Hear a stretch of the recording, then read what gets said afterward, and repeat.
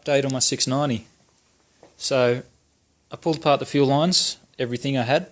I had a plastic joiner up here, which I've now replaced with, well, I will replace with the Golan 10 micron from Rally Raid.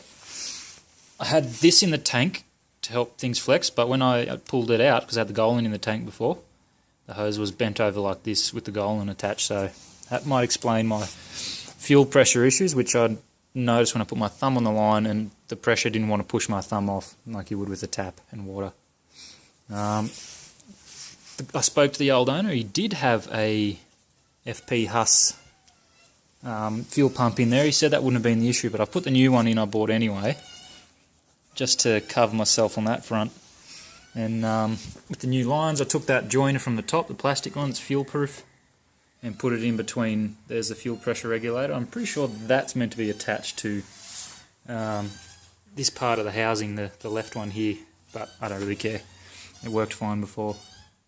So I got the joiner in there, had to light the match, hopefully, fingers crossed it didn't catch fire, but melted it to get the line on there and crimped it on, and that'll go on the top of the fuel pump. Hopefully it's long enough, it's more flexible and won't crimp as easy as the inline hose, so I can keep that for anything else. It's fine. Here's what I've done with the housing, because I have an Acerbi's tank for this up on the wall there, but you put a bolt and a clamp on that to seal it off. But this is what I've done with cable ties. They are fuel proof. The large ones are anyway. The little ones, they go brittle, but they don't break. It's not hard to get into here and fix that.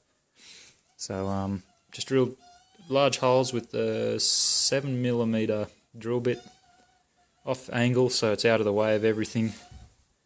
And I didn't have a long enough one for the middle, but just cross it just above halfway down, focus on both sides on the cap. So the cap's held on with the large one, and the fuel pump doesn't come up out of its housing and its little mesh filter down the bottom now. So it's all solid, got everything ready to go. I've put new bits on the connectors, because these, on mine at least, were broken. So the bottom here was snapped on one side, so they're only just hanging onto the pump. So hopefully there's nothing kinked in the actual line. But it's time to put it all back together, and fingers crossed it actually starts and runs, because this fuel pressure from a crimped line could have been my problems. Yeah, fingers crossed. Alright, so I've got the back hose, so the hose that exits the tank, put in. I've got this long one, so I'm going to put the Golan down about there, just above or next to the shock absorber. Hopefully it doesn't get in the way. Here it is all ready to go in. I've got to make sure it doesn't get kinked. I'll say again, make sure these are tight, because these tend to slip off. It's all going to fit in better than last time. That's going up there. I can always loosen the top of that off to get the right twist when it goes in there, so the pipe auto corrects itself, then I can just pull it out and tighten it up again. It's not too hard. Yeah, that's about it. I'm just waiting for something to get rid of the SAS system. What is that for? That's for the stock exhaust, to help get the cat hot, to get rid of some extra fumes. But most dirt bikes don't have fucking environmental shit on them. It's pretty easy to take off. Use my 9WR for example. It's had all that stuff removed. Plugs put on it to stop all of that. You save a couple kilos in the long run. I don't have a cat, got a loud pipe. Just clogs them up, makes them run like shit, which mine was doing before I touched the fuel pump and filters.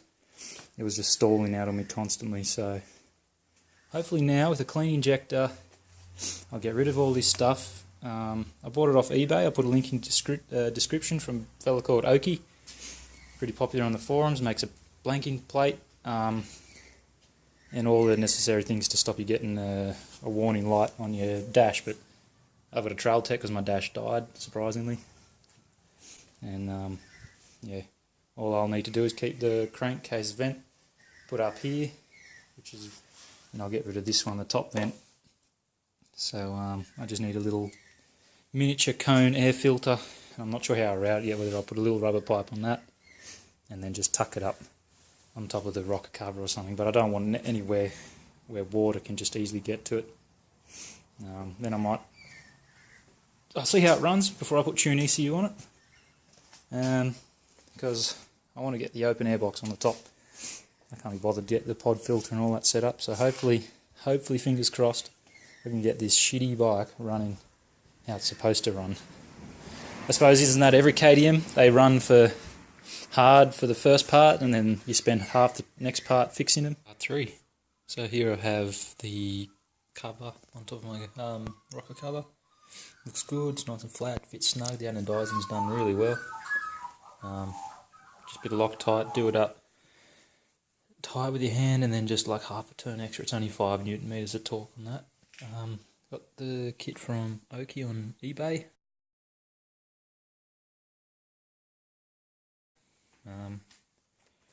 Pretty detailed instructions, but if you know what you're doing, it's pretty simple to remove all the stuff. So I've got cable ties to hold these rubber caps on, and there's the resistor to put into this plug. It's only 2 ports, easy enough. It shouldn't matter which way around, it doesn't say, I don't think. Yeah, so next step, get it all back together and test it, see if it runs. Right, here we go, all back assembled. See if it starts. Don't know if you could hear that priming, but it's much louder than it used to be.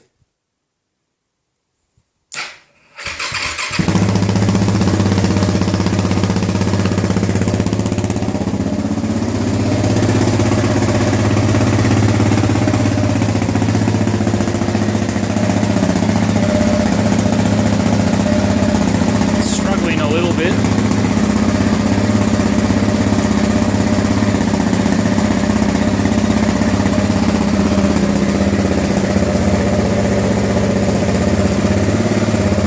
Dropped it, poked a hole in it, but doesn't matter.